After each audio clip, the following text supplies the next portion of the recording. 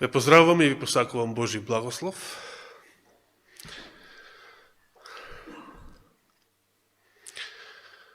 Како ви се допаѓа да бидете пак во црква? Голем лајк, а? Сега разбирате на своја кожа,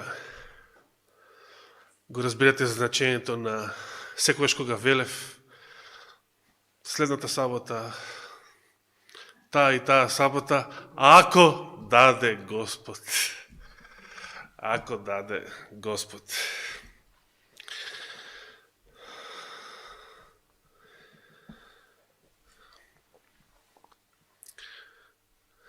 Два и пол месеци во целиот барем цивилизиран свет да не се одело во црква. Кога било тоа последен пат пред тоа во историјата? Како? За земјотресот. Да, во ред. Меѓутоа не е цел свет. Или по поголемиот дел од цивилизираниот свет одеднаш. Светски војни. Вистински епидемии со милиони, 10 милиони жртви, шпанската треска пред 102 години.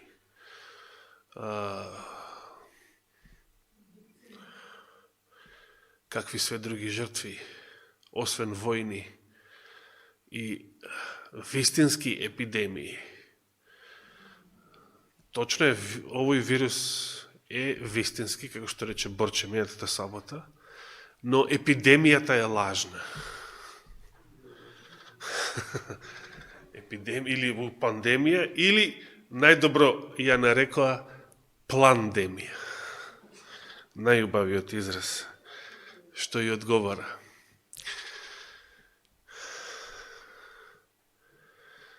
Знаете, од сите коментари, мислења, теории, толкувања што ги читав овие 2,5 месеци, имаше едно, и тоа малку ќе ме поврзе со последните беседи што ги имав пред карантинот, во врска со книгата на пророкот Данијел. Имаше едно толкување според кое неодењето во црква, забраната да се оди во црква, забраната да се причестуваат верниците во црква, беше толкувано како исполнување на, што мислите, кое пророштво? Самото неодење во црква, особено забраната за причестување во црква. Не знам дали забележавте пред 2-3 недели Меркел во Германија донесе закон кај што се забранува светата причест во сите цркви. И сега не знам како е сега таму и до кога ќе трае таа забрана. Се толкуваше од страна на еден српски сајт, не би го нарекол многу ни православен, бидејќи тие се сосем независни, дисидентски, антиглобалистички, антиекуменистички настроени и водството на својата црква, Белградскиот синод, го критикуваат и обвинуваат за ереси, за екуменизам, предавство и така натаму. Ова не одење во црква, забраната да се оди во црква, особено забраната за светата причест, се толкуваше како исполнување на Даниловото пророштво за, што мислите, кое, на што мислеја, на кое пророштво мислеја? За одземањето на секојдневната.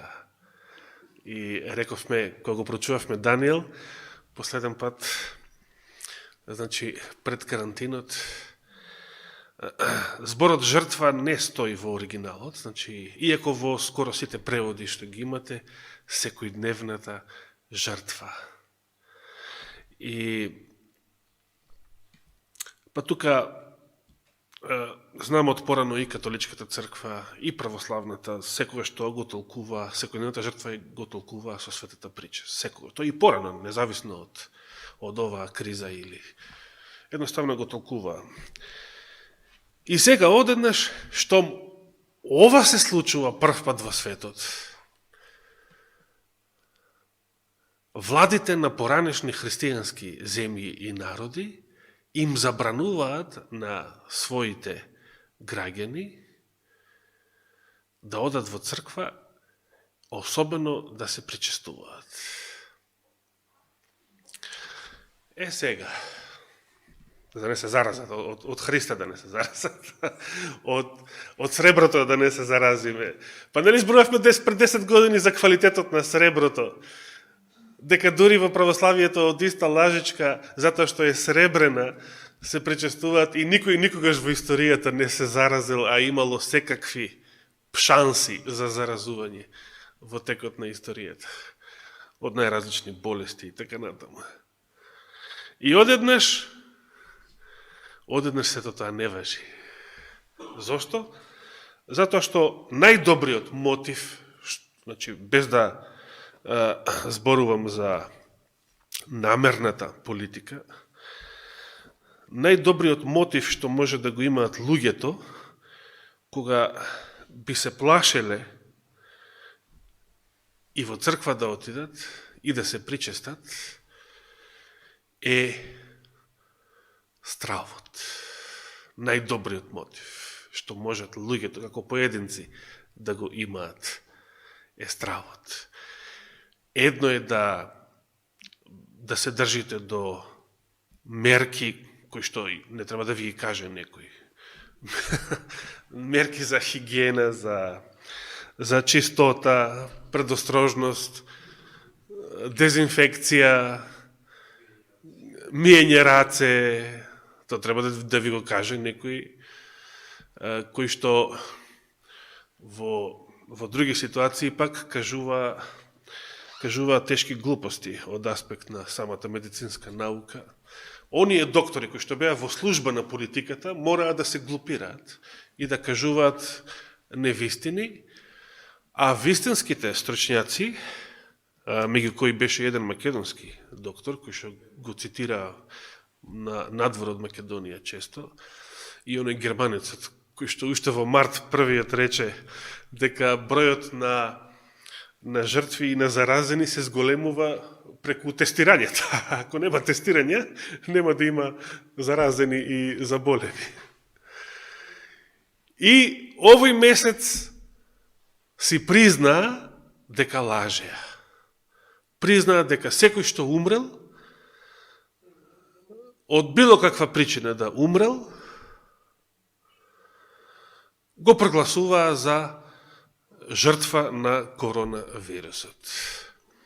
Па имаше деновиве една карикатура и на интернет, како некој удрил, сообркајка удрил, да речеме, во ѕид со автомобил или во дрво, и му доаѓа новинарката и го прашува кога се заразивте со коронавирусот. Имаше еден падобранец, параглайдер уствари, не му се отворил падобранецот, и паѓа, и одоздолу пишува од сликата уште една жртва на коронавирусот. Тоа се разбира шега. Постојат вистински жртви, меѓутоа стапката на смртност никогаш не била поголема, особено кај постарите лица, никогаш не била поголема од стапката на смртност од сезонскиот грип или од некои други потешки болести.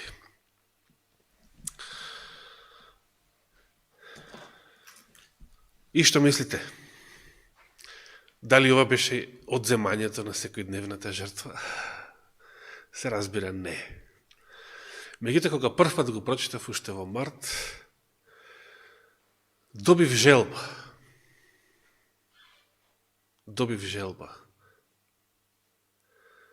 Знаете, по погребот на мајка ми, многу повеќе сакам да дојде Христос, отколку било што друго.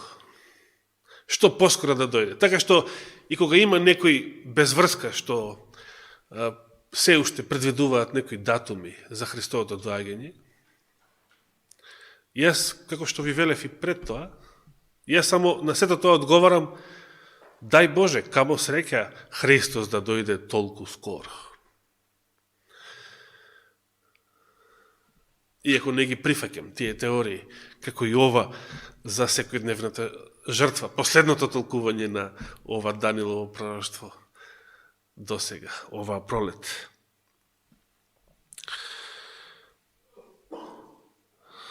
На почетокот од годинава, кога посакав ова да биде последната деценија,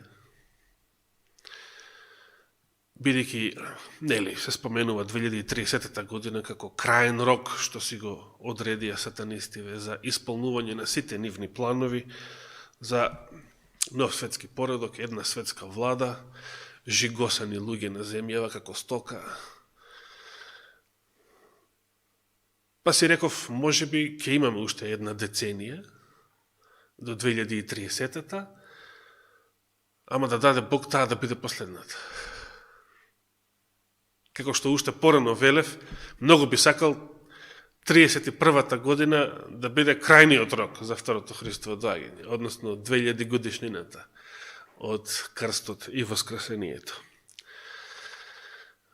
А ако е порано од тоа, дај Боже, уште поубаво.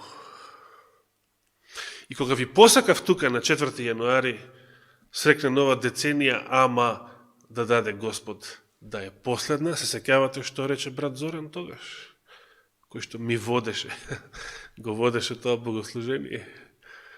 Значи, не цела деценија. Како беше уште до година, ова година да биде последната. Не 31, 21 ако може да дојде Христос.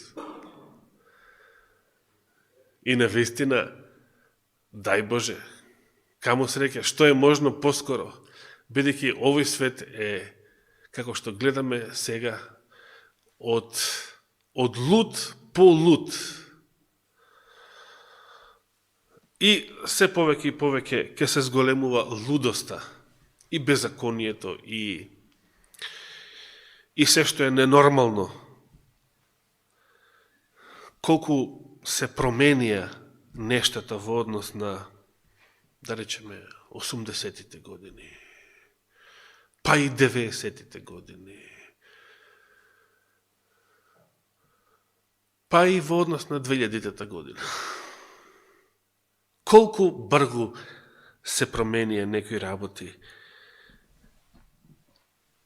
колку брзо се менува светот по својата форма, се разбира, но не по својата суштина. По својата суштина е одамна ист. И така си размислувам и си велам колку би било убаво да е точно ова толкување. И дури почнав да си пресметувам, ако ги пресметувам 1260, 1290 денови како буквални денови, и ако одземањето на секојдневната жртва, значи се случи во март, почнавме во март, со онлайн богослуженијата, со неодење во црква, и точно 3,5 години подоцна, каде ќе дојдеме, си велам, септември 23 година, таман пред есенските празници, кои што есенските старозаветни празници беа предслика на последните настани, настаните околу Божиот суд и второто Христово доаѓање. И си велам, колку би било убаво да е ова точно, иако не верував дека е тоа така, но колку би било убаво да е така. Кога Христос би дошол во 23-та година.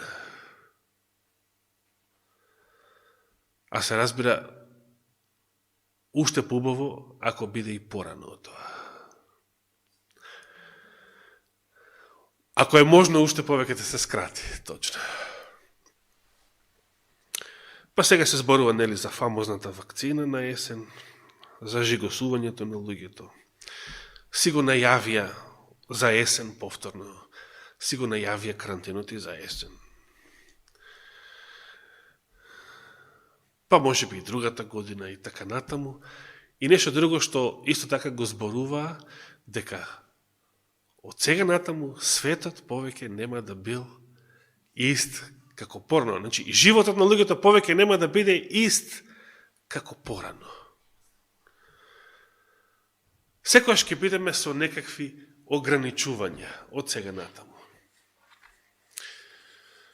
И како што и направив на сестра Зорица минатата сабота, минатата сабота ја дојдов тука, многу пред вас, меѓутоа ми се случи еден многу смешен проблем, зашто не можев да учествувам на богослужението.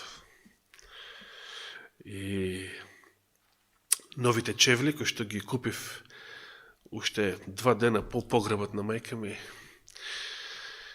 па се случи таа, за сабота ги купив, и се случи баш таа да биде првата сабота кога не се оди во црква. И си реков, ке си ги чувам, нема ни да ги отворам, си ги чувам новите чевли за прво идење во црква, кога год ке биде во некоја сабота. Не ни очекувавме дека ќе биде 2,5 месеци. Ке фати. И мијатата сабота гледам дома, се облекувам за во црква и гледам дома, ги отворам чевлите, 2 леви. 2 леви во кутијата. 2,5 месеци ги чував за во црква, не ги отворав, да не фати прашина, да бидат чисти, да бидат светнати. 2 леви. Сите кои што им кажав, од многу длабоко се насмеја. И недалава ги отидов ми ја замени едната, ми даде десна. И дури се извинуваше човекот. А ја кога искочив од продавницата, пред да се оддалечам, во Ѓорче Петров беше продавницата, пред да се оддалечам ги отворив пак да видам да нема сега 2 десни случаи. Да. И ако видов дека ми даде десна, внатре во дуќанот, после сепак да се видам ја уште еднаш. Да немам сега 2 десни случаи. И што и направив на Зорица минатата сабота, пред да се насмее онака од срце, кога слушна, кога ги виде дори, 2 леви. И реков, те гушкам од дистанца. И сега, и сите вас што сте тука, ве гушкам од дистанца. Од сега гушкање, бакнување, сето тоа од дистанца. Сето, да. Замислите сега како би изгледала наредна свадба или венчавка во црква. Значи, младоженец, невеста, веројатно треба да стојат или да седат некако Дејан и Силвија последен пат заедно, збиени колку што е можно поблиску, еден до друг. Туку сега на едниот крај од клупата, едниот, другата на другиот крај од клупата. Кога свештеникот ќе ги прогласи за маж и жена, дај Боже за тоа да ги прогласи, а не за нешто трето, нема да има бакнување, се разбира. Нема да има бакнување. Кога ќе појдат дома, не дај Боже да легнат да спијат заедно. И сега, ова звучи како шега, меѓутоа го гледате резултатот, ефектот. Кој е резултатот? Дури и на овој начин, нема веќе раѓање. Шо сака? Лудиот Били шо сакаше? депопулација, намалување на населението, нема веќе раѓање. Повторно тоа ќе важи само за бившите христијански народи. Бидејќи муслиманови и тие ќе се котат и понатаму. И за нив не важат ниту рестрикции, ниту полициски часови, во ништо. Да.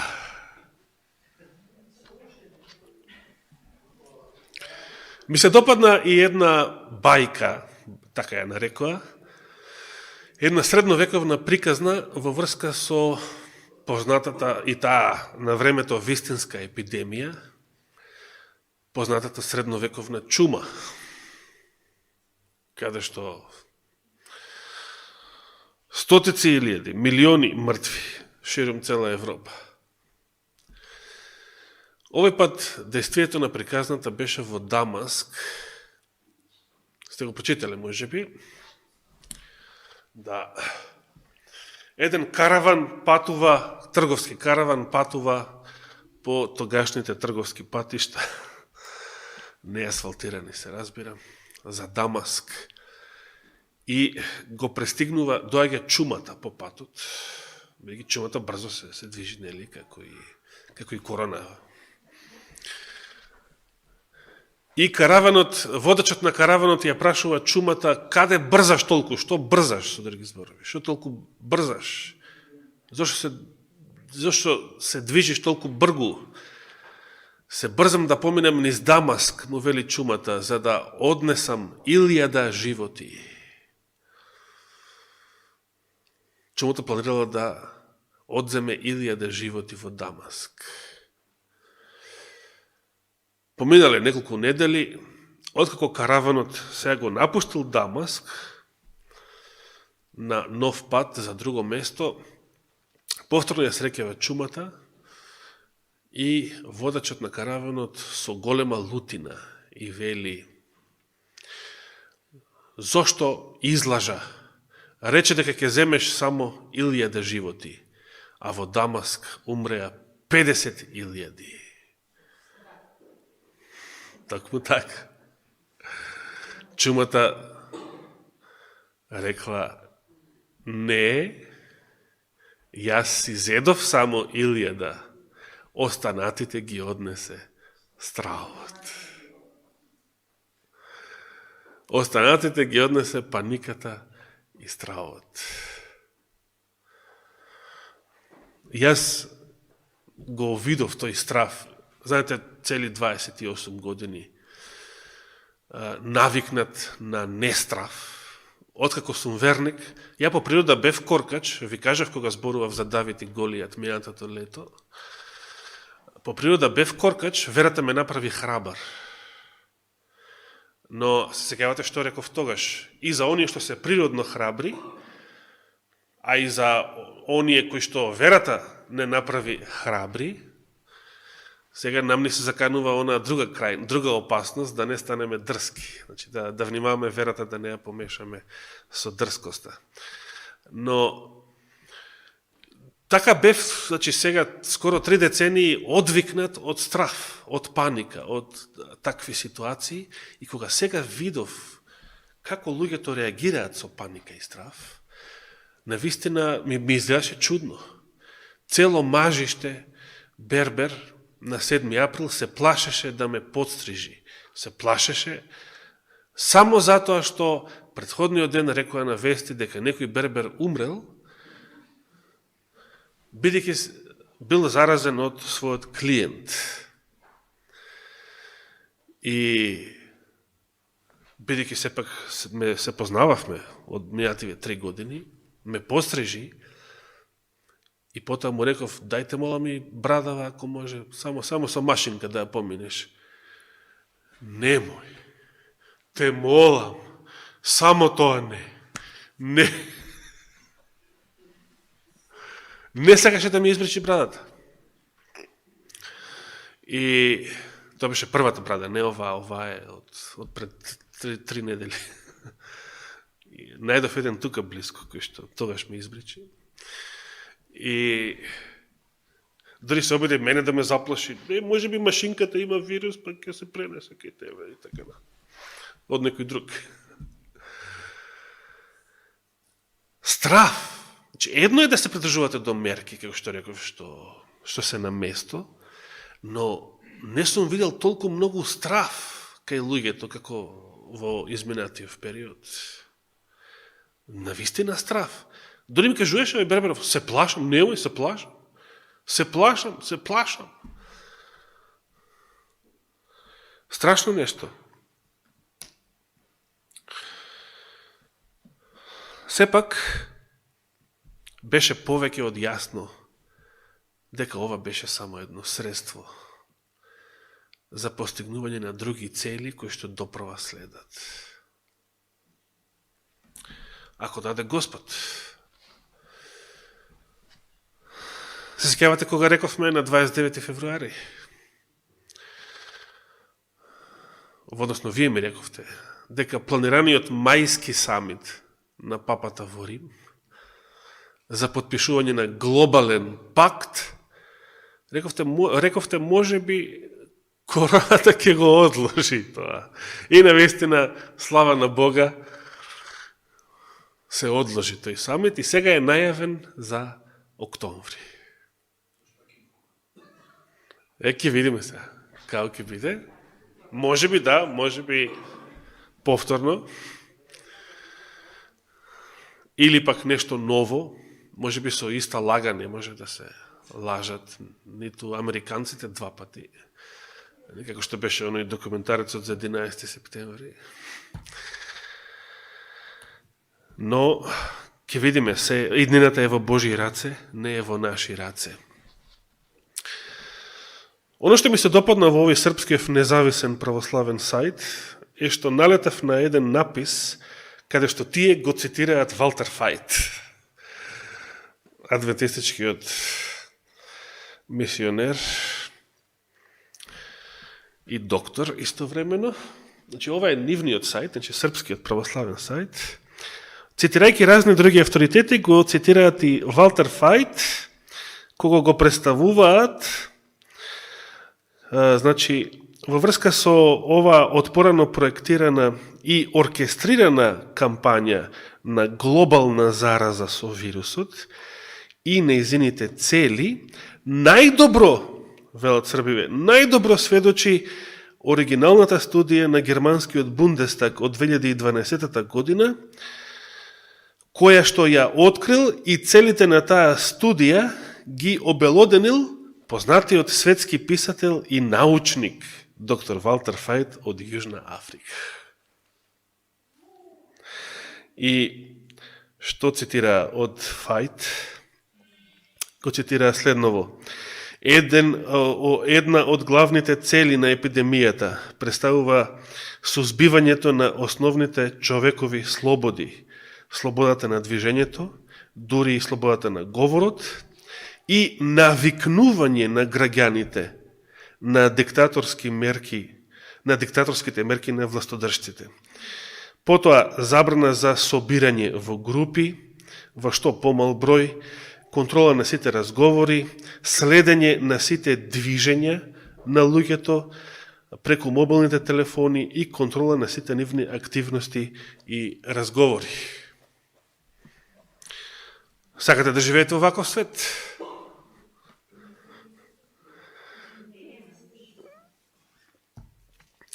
Господ ќе дозволи тоа да се случи.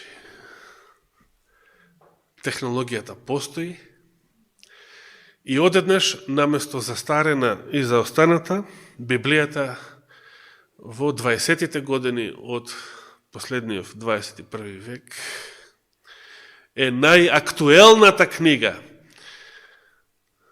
Како никогаш порано толку многу да се зборува за 666, толку многу да се зборува за жигот на зверот, толку многу да се зборува за доаѓањето на Антихристот, како никогаш порано во последните 2,5 месеци.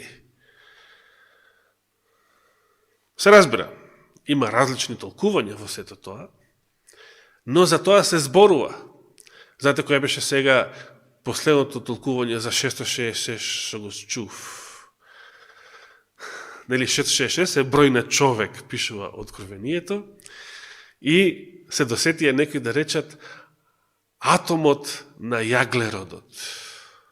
С се состои од 6 протони, 6 неутрони и 6 електрони. А од тој атом, од јаглеродот, е изграден целиот жив свет. Сите протеини, сите клетки и така натаму. Ова колку за занимливост. Ние знаеме дека 666 е број на име, како што вели Откровението. Број на неговото име. Било какви други толкувања се само обид да се избега од вистината.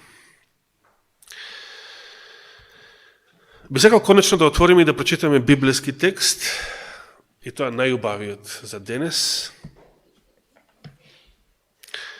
Може би ќе биде и единствениот. Откровение 20 глава.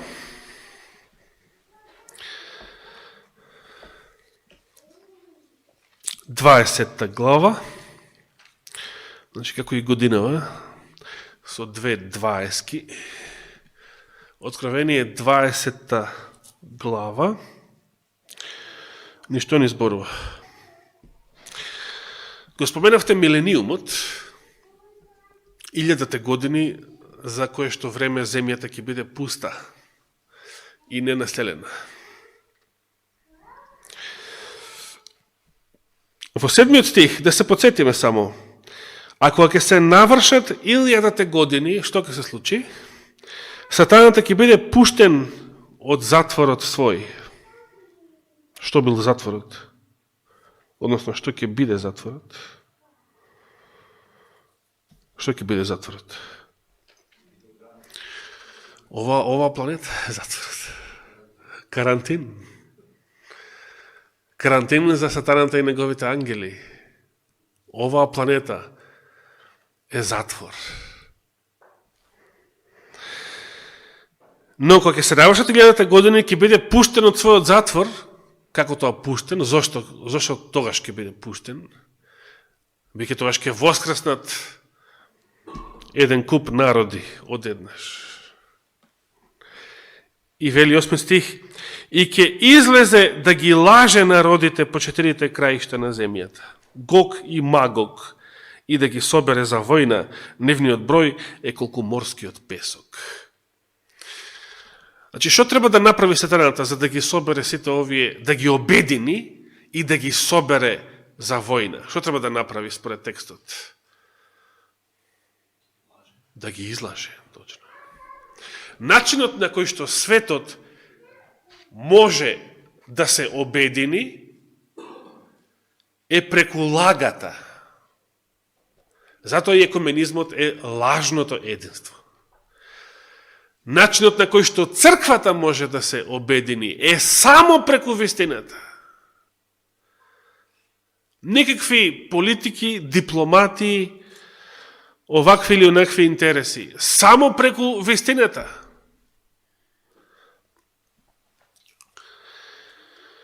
И да, уште еднаш ќе споменам, како што Зорица ме подсети, сите митови на луѓето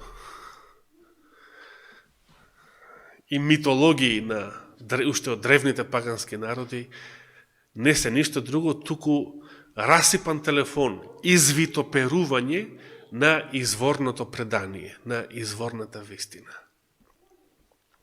Патом речено сега, најновата теорија за египетските пирамиди, знаете која е? Дека тие се технологија и изградени од вонземјаните. Да, беше постара, се разберу. И Стоунхендж, и некои други такви чуда. Денови ве прочитав на YouTube имаше видео, едно интересно видео,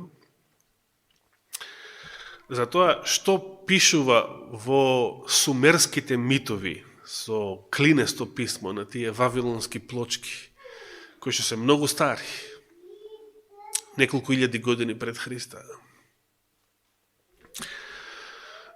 И са толкувањето на тие плочки, са прашање колку треба да му верува човек и на тој што ги толкува плочките, односно клинестото писмо, но според древните сумерски митови, вака беше интерпретирано. Нашата планета, наводно, пред 445.000 години, значи во еволуционистичка шема, била посетена од некоја вонземска напредна цивилизација по име, значи луѓето, односно битијата се наречени Анунаки. Изгледа значи синови или деца на богот Ану, а богот Ану, веројатно вавилонците и сумерите под него го подразбирале единствениот бог, Творецот. И сега наводно овие битија, кога дошле на земјата, да не должам многу, ќе скокам многу работи, иначе имаше доста работи во видеото, наводно тие го создале човекот со генетски инженеринг, значи зелен мајмун, односно така наречен хоминид, и го вкрстиле со нивните гени, и затоа настанале, и така се родиле првите луѓе кои што биле джинови и живееле близу 1000 години. Интересен мит. И после вели собственикот на каналот и нараторот, вели еден Хрват од Риека, инаку, вели, па зошто да не? Постоја денес еден куп различни раси и видови на кучиња, например. Толку многу, за кои што се знае дека толку многу варијации, толку различни видови, тоа човекот го направил со вкрстување на различни раси. Инако по природа само по себе не би настанале толку многу сложени раси, толку различни видови. И дури вели, кога кучињата би можеле да зборуваат, тие сигурно би рекле дека ние, луѓето, сме нивните богови, затоа што ние сме ги унапредиле во нивната еволуција или сме ги создале тие различни видови и раси. Видите како луѓе што не веруваат во Библијата, толку лесно и логично ќе поверуваат во древните митови. Зошто? Веќе древните митови се блиски до теоријата на еволуцијата. Многу блиски. Древните митови, како што рече Астенета, не го осудуваат гревот, односно паганските богови, бидејќи самите пагански богови се такви. Грешни, неморални, прелюбодејци, завидливци и така натаму. И олимписките богови исто така. И меѓутоа, сите тие митови зборуваат, и интересно е, овој мит конкретно, значи сумерскиот мит, зборува дека светот бил создаден за 6 дена. За 6 дена зборува дека бил создаден. И се разбира како и сите други митови, од сите народи и племења на земјата, зборуваат дека имало потоп, општ потоп на целата планета, од кој што потоп се спасиле само малку луѓе во ковчег. Сите митови зборуваат дека, значи потекнуваат од една иста вистина. Потекнуваат, самите митови потекнуваат од вистина. Но таа, кај митовите, значи кај паганските народи, таа вистина се извитоперила. Но, иако се извитоперила, во митовите можеме да препознаеме некои вистини. Значи, вистина е дека светот бил создаден за 6 дена. Вистина е дека имало општ потоп, како што Библијата исто така зборува. Но, кои други елементи ги открива, да речеме, сумерскиот мит? Вистина е дека некои, джиновите, да речеме, се занимавале со генетски инженеринг, се занимавале со со амалгамација, вкрстување или сето оно што го нарековме последниот греф од првата емитувана проповед од ова место. Минатата деценија, на почетокот на 2011 година. Значи, митовите содржат вистини, ама ако не ја знаеш Библијата, не можеш да се снајдеш. И ќе поверуваш во лагите кои што се содржат во нив. И ќе ти бидат дури логични и интересни. Но, само со Библијата можеме да се ориентираме, да знаеме што е вистина, а што е лага, затоа што Библијата не е некоја еврејска митологија, туку е боговдахновено откровение. Значи, Мојсей, кога го пишувал, иако пишувал многу векови после сумерските глинени плочки, не е тоа битното кое е постаро или некој друг таков критериум, туку е боговдахновено писмо, откровението. Значи, Мојсей не седнал да пишува што баба му раскажувала. Туку Мојсей и другите пророци пишувале што? Она што им го открил Божиот дух, водени од светиот Божи дух, вели апостол Петар, пишувале светите Божии луѓе. Го пишувале Светото писмо и Господовите откровенија, изворното предание, автентичното предание, оригиналот е во Библијата. Сето друго е фалсификат, но секој фалсификат содржи еден куп вистински детали, вистински коцки кои што се ставени на погрешно место или некои од нив дури се наоѓаат на свое место. Но, каде што има многу лага, не е битно колку има вистина. Како и во глувчиот отров, што имаше 98% најквалитетно пченично брашно, а само 2% отров. Би сакал уште еден стих да прочитам. 18 глава. Откровение, значи. 18 глава. Стихот што ќе го прочитам, односно што ќе се фокусирам на него е 23-тиот, но ја ќе го прочитам целиот текст од 21-тиот стих, значи до крајот на главата, до 24-тиот. Откровение 18 глава, 21-тиот до 24-тиот стих. Тогаш еден силен ангел подигна еден камен, голем како воденички камен, па го фрли во морето и рече: со такво бучење ќе биде сринат, вели овој превод. Вавилон, или ќе падне Вавилон, големиот град, и ќе го нема веќе. Со голема бука, значи, катастрофален ќе биде падот на Вавилон. Тоа е новиот светски поредок начело со Антихристот. Дали од Рим ќе се пресели во Ерусалим, тоа е помалку битно. Дали центарот ќе му биде Рим или Ерусалим, ќе видиме. Сите индици се дека ќе биде Ерусалим, но ајде ќе видиме. Тоа е помалку битно. 22 стих. И глас на харфисти, пејачи, свирачи и трубачи во тебе нема веќе да се чуе. Нешто, ве подсетува на нешто изминативе 2,5 месеци? Глас на пејачи, харфисти, концерти, кафани, звучници со музика. Во тебе повеќе нема да се чуе. Се разбира, ова не се однесува на тоа. Меѓутоа, ова што го проживеавме 2,5 месеци е една миниатурна најава на оно што следи пред второто Христово доаѓање. Никаков уметник од која и да е уметност нема веќе да се најде во тебе. Шум од воденичен камен нема веќе да се чуе во тебе. Немаше ни шумови од авиони, односно бучава од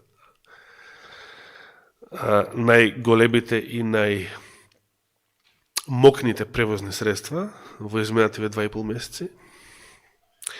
И светлина од светила нема да веќе да осветлува во тебе, 23 стих. и глас на младоженец и невеста нема веќе да се чуе во тебе. Ајде да видиме, баш ме интересира. Како ќе се прават? Знаете, во Грција, сега ме подсети ова, замислите, министерката или министр, не се сеќавам кој беше, се јавува во матичните служби, се јавува да прашуваат, да бараат податоци кој се женел или која све се мажала за време на карантинот и ако ќе добијат податоци, да отиде полиција и да ги апси младоженецот и невестата, зошто тогаш стапиле во брак. Да.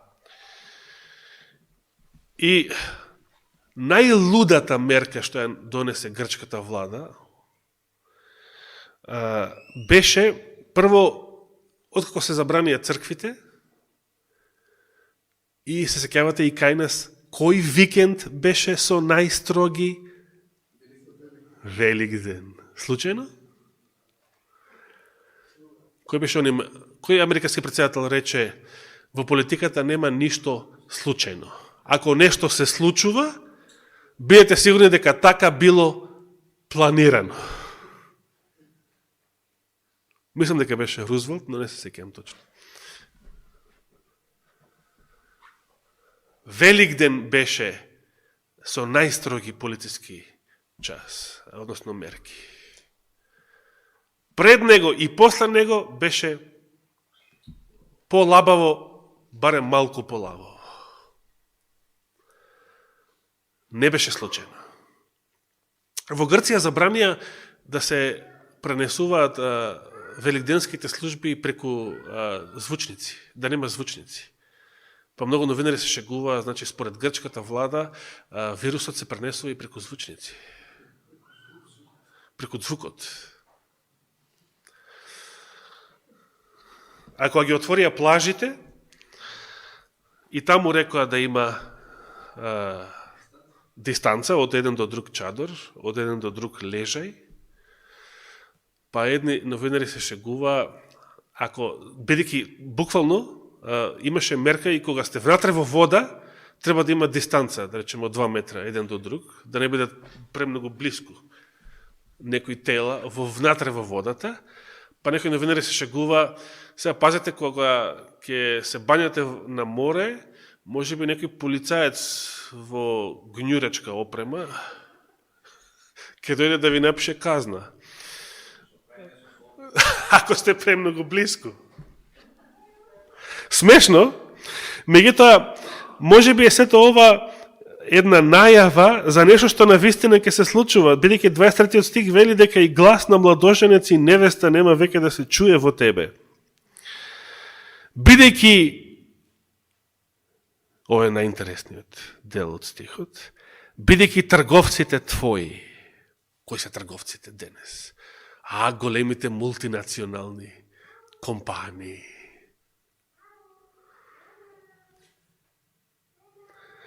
Бидејќи трговците твои, сега и оние кои што ќе произведуваат вакцината, или како што рече Гадафи, веќе е произведена, само се чека време, за да се доизлаже светот, дека наводно треба да поминат уште неколку месеци за да ја произведат.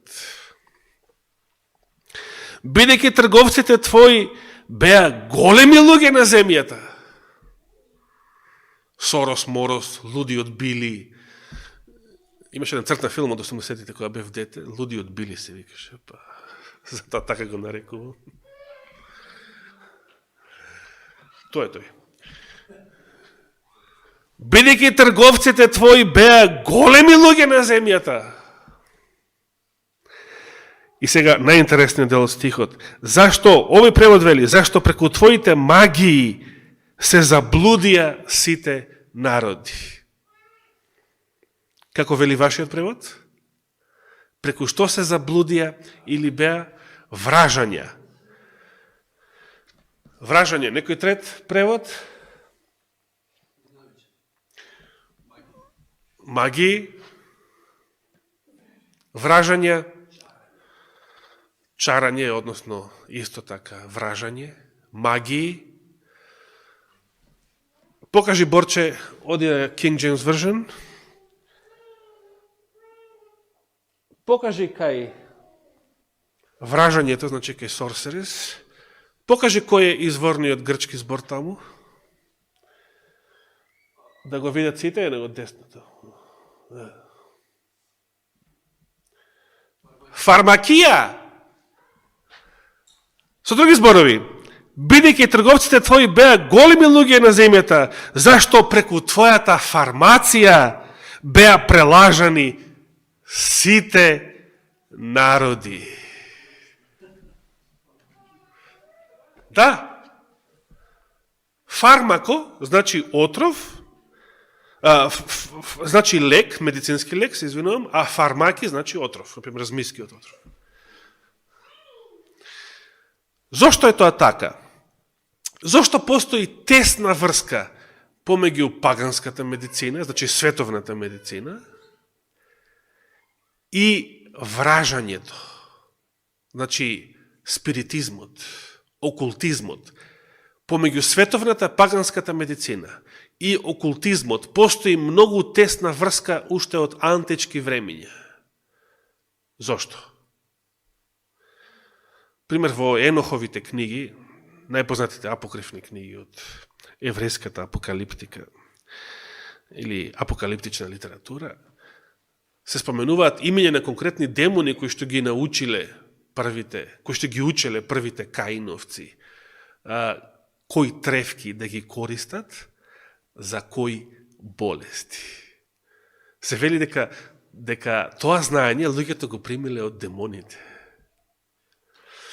Кој беше символот на медицината? Ескулаповиот стап, околу кој? Змија. Затоа некои не толкуваат кратенката СЗО, сатанската здравствена организација. Змијата, големата змија, е богот на световната медицина.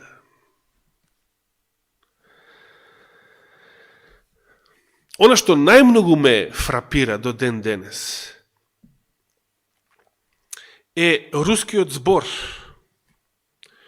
Како на руски се вика лекар, врач.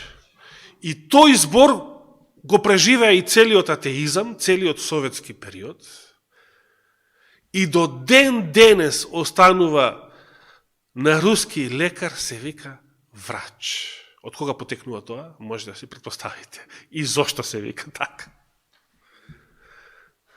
Бидејќи само една буква има разлика од врач, Ч заменете со Г и ќе го добиете името на сатаната враг. Одnosno едно од именките за сатаната. Најмногу ме воодушеви исто така покрај споменативе и доктор Шива од индиско потекло американец, кој што, пазите, човекот е дури еволуционист, значи не е некој адвентист, не е некој конзервативен христијанин, меѓутоа јасно и отворено ја раскринка целата ова лага, пред цел лагите на официјалните министерства за здравство, на официјалните доктори во служба на политиката во секоја земја. И тој најмногу ми се допадна затоа што тој удри во коренот на лагата. Кога се работи за болести, кога се работи за зарази дури исто така, она што е најбитно, а што световната медицина не го истакнува и не го пропагира,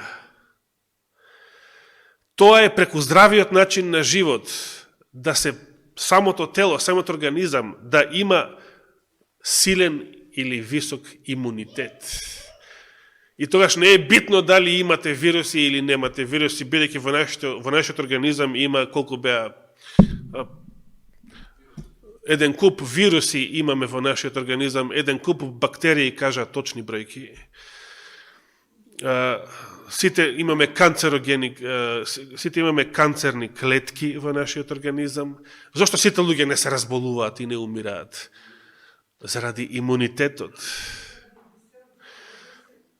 Или да речеме, на времето гледав, се сеќавам за крокодилите емисија на животинските канали. Се воодушевив. Крвта на крокодилите, вели, има највисок имунитет. Што е многу логично. Тие најмногу се гребаат, се касаат, се рануваат и не трча никоја медицинска сестра да им ги шие раните или да ги шприцува или да ги дезинфицира. Ништо од сето тоа. Ја истакнуваше вредноста на природниот имунитет и колку е битно да го градиме со здрав начин на живот, да го градиме природниот имунитет. А не демек, болест, зараза, и сега чарето шо е? Чарето е да чекаме некоја мултинационална компанија да ни произведе лекови, да ни произведе отрови, дроги и така натаму. Тоа било чарето. Тоа е измамата. И последниот 4 стих вели, и во него, значи во Вавилон, се најде крв на пророци и светии и на сите што беа погубени на земјата. Беше објавена и веста, никој не рече дека е лажна, а тоа е дека Индија, значи целата индиска влада официјална, го тужи лудиот Били. Го тужи заради смртта на 12.000 деца во Индија, кои што деца почина од употребата на негови предходни произведени вакцини.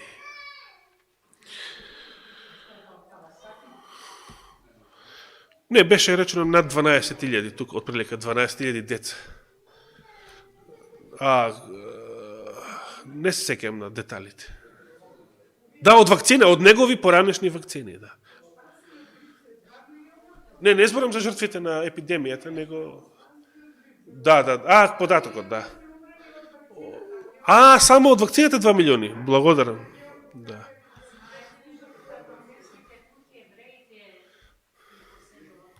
Да, и беше спомената една, јас на едни грчки вести на YouTube, ги слушнав прв пат, беше спомената конкретно една, што се вика Гилеад, односно Галат, според нашите библиски преводи. Местото, значи, од Северен Израел, каде што се произведувал во библиски времења тој галатски мелем, односно лекот за многу болести. Слава на Бога, браќа и сестри, што со некој од нас со години, со децении наназад сме ја запознале Библијата, Божјата реч, и можеше да се забележи, значи, колку луѓето се поблиску до Библијата, помалку ќе бидат прелажани. Бидејќи, внимавајте, има новинари кои што се држат и тие во последно време до Библијата. Да не споменувам сега имења, не се битни. Меѓутоа, иако се држат за Библијата, иако, како што велам јас, се издигнале малку во повисока лига, во однос на дотогашното нивно занимање о баналните теми од световната или националната политика, сепак не е доволно само да имаш површно знаење за Библијата, пак ќе бидеш прелажан. Бидејќи многу срби се фатија на таа измама, сега последната измама гласи дека наводно американскиот претседател Трамп е некој херој кој што се бори против глобалистите, кој што дури тргнал да ги апси, кој што наводно ќе го растори целиот нивен бизнис, целата нивна мафија и така натаму и така натаму. Што не е вистина. Но тоа е сладка измама и за оние кои што не ја проучуваат подлабоко Библијата. Бидејќи новиот светски поредок не го водат некои имиња за кои што сите чуле, Ротшилд, Рокфелер, Сорос или лудиот Били, например. Бидејќи и тие се слуги на некои повисоки газди од нив, за кои што луѓето не знаат и не чуле. Пример, колку луѓе во светот и колку новинари во светот чуле и знаат кој е врховниот генерал на језуитскиот ред.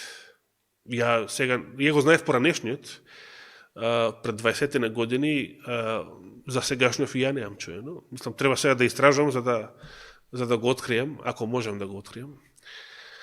Но зашто тоа не се знае? Тоа е само пример. Затоа што вистинските, оние што вистина ги влечат конците, не се имиња кои што се познати во светот. А се разбира, сатаната и демоните се нивните газди пак, или оние кои што Библијата ги нарекува Богот и кнезот и началствата и властите на овој свет. А кои што на современиот атеистички јазик се нарекуваат вонземјаните. И сега го подготвуваат светот дека во блиска иднина ќе се случи што? Инвазија на вонземјаните на нашата планета. Јас завршив, па ќе кажеш. Нека Господ ви даде мудрост, сила, храброст, утеха и силни благослови во времето кое што ни предстои. Да не бидеме прелажани во ова тешко и последно време. Нека му е фала и слава вечно. Амин.